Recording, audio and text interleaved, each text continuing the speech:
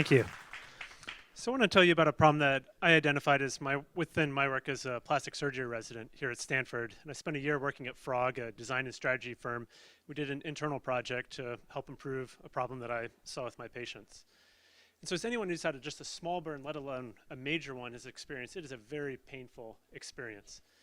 And here's one researcher from 2000 saying, despite the potent medications that we have, patients still experience a lot of pain with burns.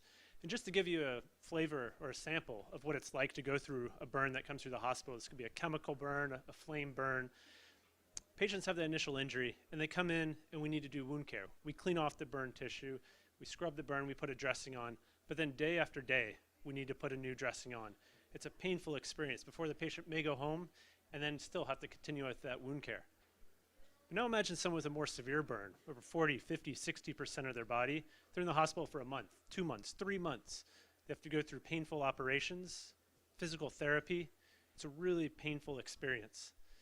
And we have tools to deal with it, powerful narcotics, other medications, nerve blocks, and yet pain is still a fact of caring for patients with burns.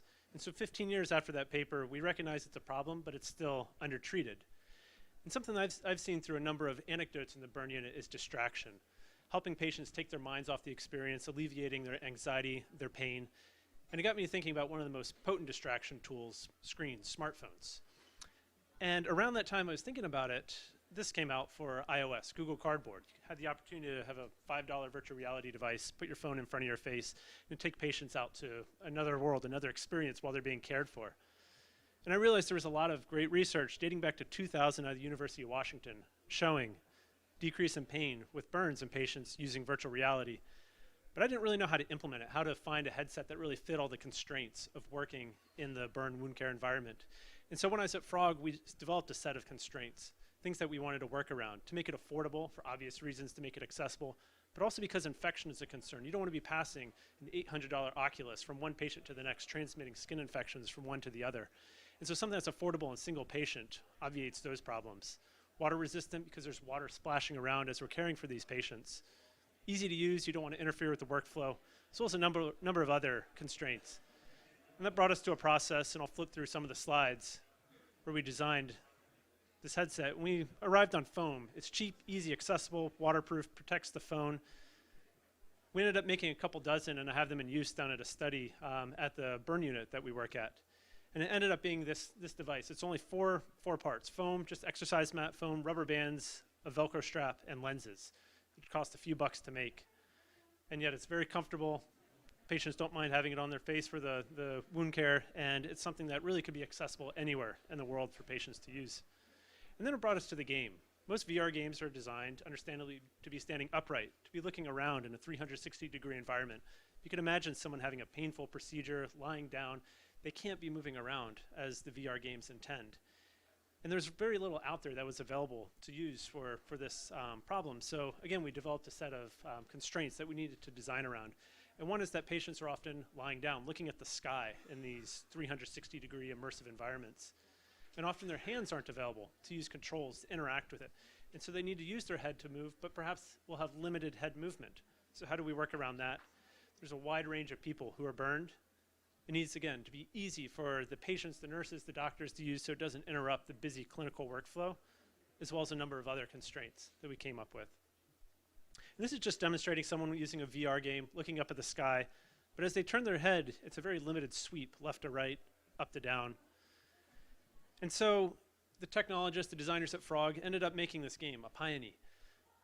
And it's a space-based game with two components because different people are going to be using it. A more meditative component, floating around in space, as well as a faster, more fast-paced game that's down on the planet, dodging objects. And they chose a low poly design, one for aesthetics, but two just so it could run on a variety of devices, navigating around space, navigating your spaceship, and dodging stalagmites in a cave. We tested on a number of different people, both who came through the office and, like I said, in use in the burn unit. And they posted it open source up on GitHub for anyone to download, to use, to modify, to use as they want to treat patients or use for patients with burns or who have other conditions where they need to be distracted. And it took a big team. It was fun. It was just an internal project that we did. But I thought it was a great model for how you can bring the talents of these people who I would never have to a clinical problem that I've experienced and wanted to solve to hopefully improve the care for patients in the burn unit. Thank you. Great. Can I ask you some questions? Oh, sure. Yeah. Come back. No problem.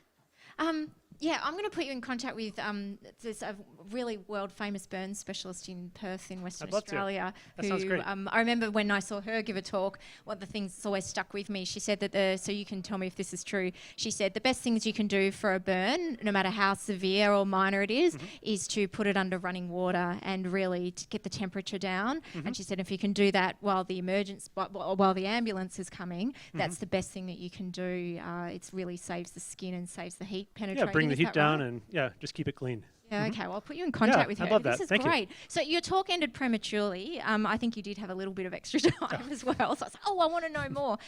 So you've invented this. So how many people, is it in widespread use at your hospital now? It's very limited use right now. Okay. It's just a small, limited study that we're doing just to demonstrate some feasibility, and we've tweaked a few components of the headset. But hopefully I have a stack of headsets that I'm ready to roll out for a bigger study soon, I hope. Yeah, because we know so little about pain, really, considering, I mean, body's complex, but we do know so little about pain.